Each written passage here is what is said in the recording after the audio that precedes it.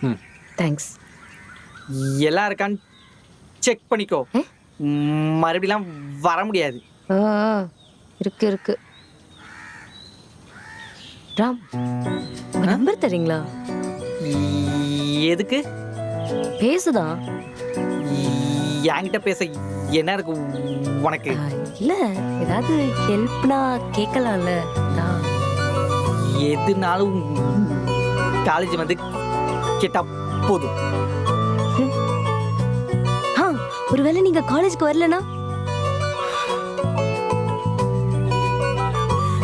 அடுத்த நாள் காலேஜ் வரீங்களா? அப்போ கேட்டா போதும். இப்போ வரீங்களா இல்ல இங்கே இருக்க போறீங்களா? போலாம்.